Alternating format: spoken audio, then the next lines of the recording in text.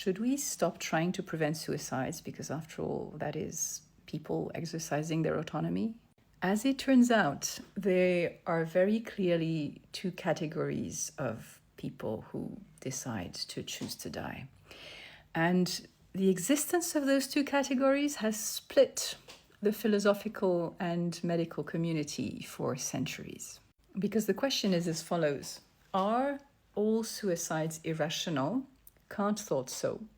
He argued that since dying puts a stop to our ability to self-determine, it is contradictory to make a self-determined choice to no longer live. So he would have advocated preventing all suicides. And in his time, suicide was considered to be a crime.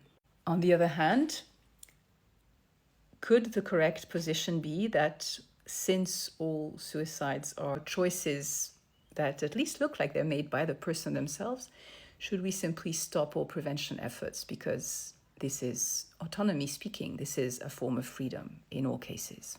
Now, if you talk with affected people and if you look at how people present when they want to die, health professionals and also people who have been saved and stepped back from the brink tell stories that converge around an option 3. It at least looks as if there are two kinds of reasons for wanting to die. One of them is taking an entire look at your life and doing so from a perspective of you as yourself without your mind being clouded by a mental disorder. The existence of such cases are why assisted suicide is legal in some countries, including Switzerland, where I live. But these stories are not the whole story, because in another kind of experience, the wish to die becomes suddenly so strong that it is difficult to escape. And this is the effect of a mind clouded by a mental disorder. This is what we call compulsive suicide. This is the kind of wish to die that will evaporate if there are obstacles put in the way of putting it into practice.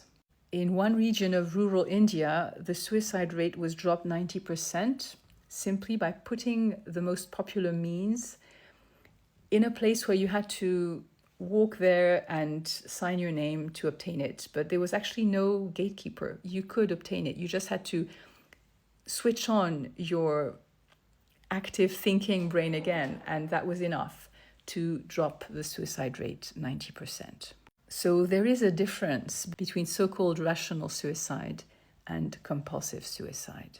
When I say so-called, I don't mean that it's actually irrational. I just mean that I don't like the word rational all that much, because when we make decisions, we always have an emotional component, because without emotions, we can make no decisions. But there is a difference between quote-unquote rational suicide and compulsive suicide. And the kind of suicide that stops trains in Switzerland is very likely to be just about exclusively the compulsive kind, because remember, we have legal assisted suicide in our country. There are other ways than jumping in front of trains. But if you are in Switzerland and thinking about it, do not call the suicide assistance people immediately. Start by either talking to a health professional or calling the helpline at 143. Because in most cases, even when it really looks like there is no alternative, there are actually alternatives. Yeah.